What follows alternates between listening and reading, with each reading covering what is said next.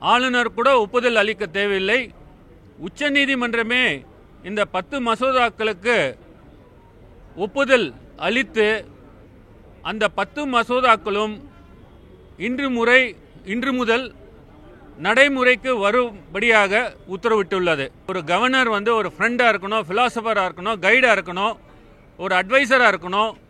நீங்கள் road blocks போடுற மாதிரி நடந்து கொள்ளக்கூடாது அப்படின்னு சொல்லி நிறைய அட்வைஸ் கொடுத்துருக்காங்க. தமிழக கவர்னருக்கு மட்டும் இல்லாமல் இந்தியாவில் உள்ள அத்தனை கவர்னர்களுக்கும் இது பொருந்தும். Governor deemed to have granted assent அப்படின்னு சொல்லி உச்சநீதிமன்றமே ஒரு தீர்ப்பு கொடுத்ததால் இன்றிலிருந்து அவர் அந்த பதவியிலிருந்து விடுவிக்கப்பட்டுள்ளார். இந்த ஜட்ஜ்மெண்ட் பிரகாரம் அதை நீதிமன்றத்தில் சேலஞ்ச் பண்ணலாம் அப்படின்னு சொல்லி அந்த நீட் சம்பந்தமாக சொல்லலைனாலும் இவங்க லே பண்ணியிருக்க அந்த ரூலிங்ஸ் பிரகாரம் பார்த்தீங்கன்னா அந்த நீட் மசோதா ஜனாதிபதி ஒப்புதல் அளிக்காமல் நிறுத்தி வைத்ததை கூட நீதிமன்றத்துக்கு எடுத்து செல்லலாம் அப்படின்னு சொல்லி இன்னைக்கு ஜட்ஜ்மெண்ட்டில் தெல்ல தெளிவாக ஒரு லா லே டவுன் பண்ணியிருக்காங்க. இந்தியாவிலே முதன்முறையாக ஒரு லேண்ட்மார்க் ஜட்ஜ்மெண்ட் உச்சநீதிமன்றம் இன்னைக்கு தமிழக அரசு தாக்கல் செய்த கவர்னர் அவர்கள் மீது தாக்கல் செய்த அந்த வழக்கில் ஒரு உத்தரவு பிறப்பித்துள்ளது. இந்த லேண்ட்மார்க் ஜட்ஜ்மெண்ட் பிரகாரம் இனி கவர்னர்கள் தேர்ந்தெடுக்கப்பட்ட ஒரு அரசுகளை அவர்கள் என்ன சொல்கிறார்களோ அவர்கள் சட்டசபையில் பாஸ் பண்ணி அனுப்பின அந்த பில்ஸ் எல்லாம் அசென்ட் கொடுக்க வேண்டும். ஒரு மாநில அரசு, ஒரு தேர்ந்தெடுக்கப்பட்ட மாநில அரசு அமைச்சரவையில் முடிவெடுக்கும் அந்த அட்வைஸ் பிரகாரம், aid and advice of the council of ministers பிரகாரம் நடந்து கொள்ள வேண்டும் என்றும், ஒரு சட்டசபை ஒரு மசோதாவை ஏற்றி அனுப்பி வைக்கும் பொழுது அதை ஆளுநர்கள் காலம் தாழ்த்தக்கூடாது என்றும், அவர்கள் உடனடியாக இந்த மசோதாக்களை ஒரு மாதத்திற்குள்ள அவங்க ஒப்புதல் அளிக்க வேண்டும் என்றும் ஒரு தீர்ப்பு கொடுத்திருக்காங்க. அதாவது இந்த வழக்கில் என்னன்னு பார்த்தீங்கன்னா, ஒரு 10 மசோதாக்கள் ஏற்றி அனுப்பப்பட்டு பல்வேறு காலகட்டங்களில் ஏற்றி அனுப்பி அந்த மசோதாக்கள் மீது ஆளுநர் எந்தவித நடவடிக்கை எடுக்காமல் காலம் தாழ்த்தி வந்தார்.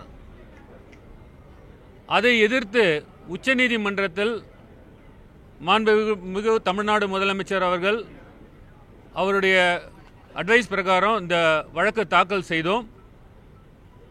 அந்த 10 மசோதாக்கள் என்ன மசோதாக்கள் என்றால், பல்வேறு யூனிவர்சிட்டிகளில் அவர் ஆளுநர் சான்சலராக இருக்கிறார். அந்த சான்சலர் என்ற பதவியில் உட்கார்ந்து கொண்டு அந்த யூனிவர்சிட்டிக்கு வைஸ் சான்சலர் அப்பாயின்மெண்ட் உள்பட எல்லா நடவடிக்கைகளும் அவர் தடுத்துட்டு வந்தார்.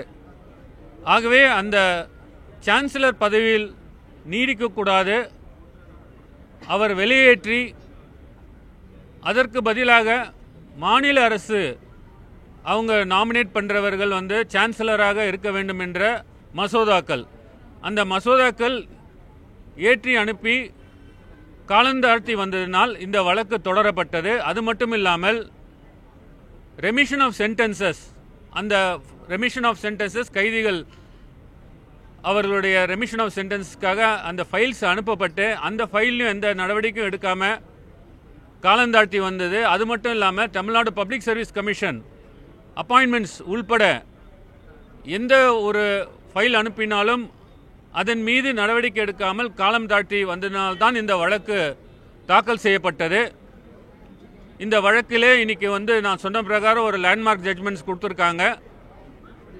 அந்த ஜட்ஜ்மெண்ட்டில் என்ன சொல்லியிருக்காங்கன்னா, இந்த 10 மசோதாக்கள் 2023 வழக்கு தாக்கல் செய்வதற்கு முன்னாடியே ஒரு 2 ஆண்டு காலமாக இந்த மசோதாக்கள் ஏற்றி அனுப்பி நிலவில் உள்ளதால் உச்சநீதிமன்றமே இதற்கு ஒப்புதல் அளித்து, ஆளுநர் கூட ஒப்புதல் அளிக்க தேவையில்லை, உச்சநீதிமன்றமே இந்த 10 மசோதாக்களுக்கு ஒப்புதல் அளித்து அந்த 10 மசோதாக்களும் இன்று முதல் நடைமுறைக்கு வரும்படியாக உத்தரவிட்டுள்ளது.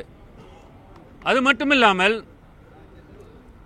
இனி வரும் காலங்களில் ஆளுநர்கள் எந்த ஒரு மசோதாக்கள் ஒரு அமைச்சரவை, முதலமைச்சர் உள்பட அமைச்சரவை கூட்டம் எய்ட் அண்ட் அட்வைஸ் பிரகாரம் தான் நடந்து கொள்ள வேண்டும், அதை மீறி நடந்து கொள்ளக்கூடாது என்றும் இந்த உத்தரவில் சொல்லியிருக்கிறார்கள். அது மட்டுமில்லாமல் எந்த காலகட்டத்தில் ஒரு ஆளுநர் பிரசிடென்ட்டுக்கு, ஜனாதிபதிக்கு ஒரு மசோதாவை அனுப்பி வைக்கலாம் என்று இந்த வழக்கில் கிளியராக சொல்லியிருக்காங்க.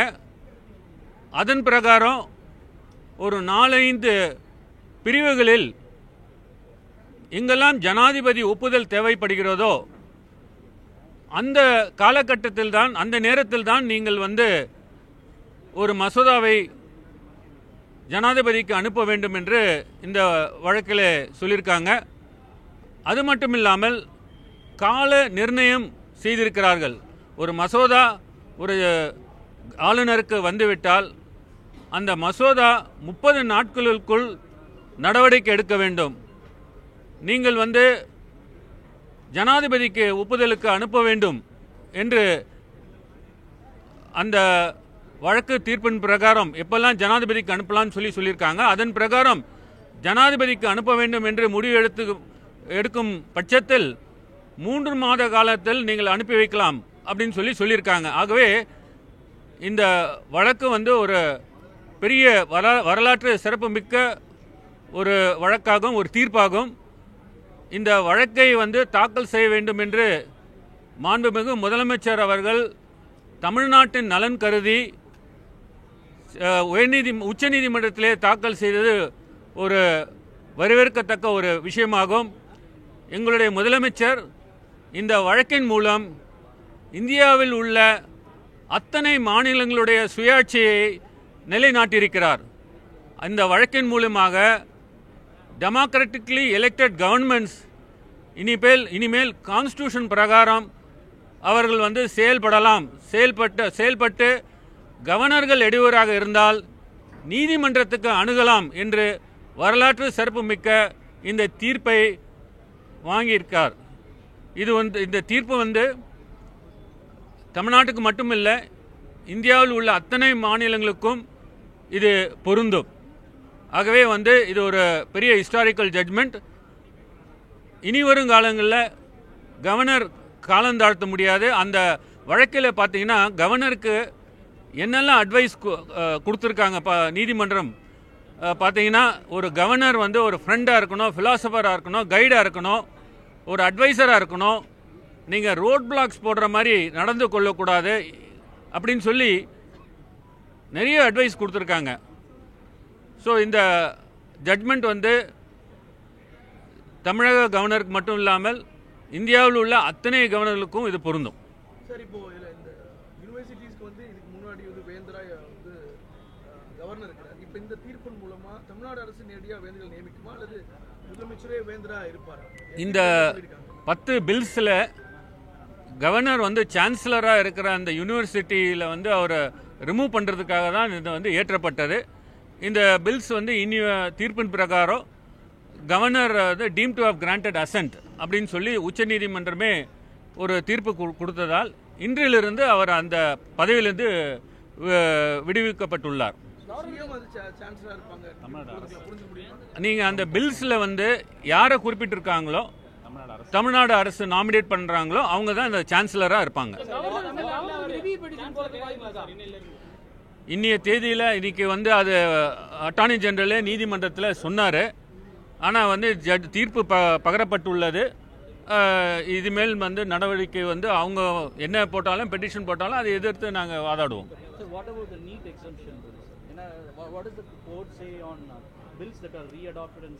இல்லை, அந்த நீட்டுக்கும் இதுக்கும் சம்மந்தம் இல்லைங்க. இந்த வழக்கில் ஒரு கவர்னர் சட்டத்திற்கு எதிராக வந்து இல்லை ஒரு அமைச்சரையுடைய அட்வைஸ்க்கு எதிராக அவர் வந்து ஒப்புதல் வந்து நிறுத்தி வைத்தால் அவருக்கு 3 வழிதான் உள்ளது. அதை வந்து நிறுத்தி வைத்து அவர் வந்து மறுபடியும் அதை வந்து சட்டமன்றத்துக்கு தான் அனுப்ப வேண்டும். ஒன்று அவர் வந்து பில்லை பாஸ் பண்ணலாம், இல்லை அந்த பில்லை வந்து ஜனாதிபதிக்கு அனுப்பி வைக்கலாம். மூன்றாவது வந்து அவர் வித்தல்டுன்னும் போது அது ஆட்டோமேட்டிக்காக வந்து சட்டசபைக்கு வந்துவிடும். சட்டசபை 2வது தடவையாக அதை ஏற்றி அனுப்பும் போது கவர்னருக்கு எந்தவித ஆப்ஷனும் கிடையாது. இந்த வழக்கில் என்ன சொல்லியிருக்காங்கன்னா, BK பவித்ராவுடைய வழக்கை வந்து அதை வந்து தவறான ஜட்மெண்ட்டுன்னு சொல்லி அதை ஓவர் ரூல் பண்ணி அவங்க என்ன சொல்லியிருக்காங்கன்னா, 2வது தடவையாக ஒரு சட்டசபை ஒரு மசோதாவை அதே மசோதாவை ஏற்றி அனுப்பினால் கவர்னருக்கு எந்தவித ஆப்ஷனும் இல்லை, அவர் நிச்சயமாக அதுக்கு அசன்ட் கொடுக்கணும் அப்படின்னு சொல்லியிருக்காங்க. எப்போ வந்து ஒரு கவர்னர் வந்து பில்லை வந்து ஜனாதிபதிக்கு அனுப்பலான்னா முதன்முறையாக அவருக்கு வரும்பொழுது அந்த நேரத்தில் அவர் வந்து அந்த ஆப்ஷனை உபயோகப்படுத்தி பிரசிடெண்ட்டுக்கு அனுப்பலாம். அது ஜனாதிபதிக்கு அனுப்புறது வந்து அவர் கூட ஒரு ரைட் கிடையாது. அதை கூட அவங்க வந்து வரையறுச்சிருக்காங்க. இந்த ஒரு சூழ்நிலையில் நீங்கள் வந்து கவர்னருக்கு ஜனாதிபதிக்கு அனுப்பலான்னு சொல்லியிருக்காங்க. எந்த சூழ்நிலையிலனா ஜனாதிபதி வந்து ஒப்புதல் கொடுக்கக்கூடிய மசோதாக்கள், அது போன்ற மசோதாக்கள் ஃபண்டமெண்டல் ரைட்ஸ் எஃபெக்ட் ஆகிற ஒரு மசோதாக்கள், அந்த மாதிரி தான் நீங்கள் வந்து ஜனாதிபதிக்கு அனுப்பும் 2வது தடையாக நீங்கள் வந்து வரும்போதோ இல்லை முதல் தடையாக வரும்போதோ நீங்கள் அனுப்பலாம் அப்படின்ற மாதிரி இந்த ஜட்மெண்ட்டில் கிளியராக சொல்லியிருக்காங்க. அந்த டெஃபினிஷன்ல வராது இல்லையா சார் நம்ம NEET exemption bill? NEET exemption bill வந்து ஒரு ஜனாதிபதி வந்து அவங்க வந்து வித்தல் பண்ணி அதற்கு வந்து ஒப்புதல் அளிக்காததுனால இந்த ஜட்மெண்ட் பிரகாரம் அதை நீதிமன்றத்தில் சேலஞ்ச் பண்ணலாம் அப்படின்னு சொல்லி அந்த நீட் சம்மந்தமாக சொல்லலைனாலும் இவங்க லே பண்ணியிருக்க அந்த ரூலிங்ஸ் பிரகாரம் பார்த்தீங்கன்னா அந்த நீட் மசோதா ஜனாதிபதி ஒப்புதல் அளிக்காமல் நிறுத்தி வைத்ததை கூட நீதிமன்றத்துக்கு எடுத்து செல்லலாம் அப்படின்னு சொல்லி இன்னைக்கு ஜட்மெண்ட்டில் தெல்ல தெளிவாக ஒரு லா லே டவுன் பண்ணியிருக்காங்க. அப்போ தமிழ்நாடு கவர்மெண்ட் வந்து திருப்பி மூவ் பண்ணுமா சார் இந்த நீட் எக்ஸம்ஷன்? அது முதலமைச்சர் தான் முடிவு பண்ணும். நாளை மீட்டிங் சார். இந்த வக்ஃபு சட்டம் வந்து உச்சநீதிமன்றம் எந்த லெவலில் இருக்குது சார்? வழக்கு தொடர்ந்து இருக்குது இல்லையா? அது மாண்புமிகு தமிழக முதலமைச்சர் அவர்கள் அவருடைய அட்வைஸ் பிரகாரம் அது நேத்திக்கே நாங்கள் தாக்கல் செய்து விட்டோம். அதை மென்ஷன் பண்ணியிருக்காங்க. அதை வந்து வர்ற திங்கட்கிழமை அன்னைக்கு விசாரணைக்கு வர வாய்ப்புகள் உள்ளது. என்றைக்கு வரும்னு தெரியலை. உச்சநீதிமன்றம் தேதி என்ன சொல்கிறாங்களோ அதுக்கு பிரகாரம் வரும் அந்த வழக்கு.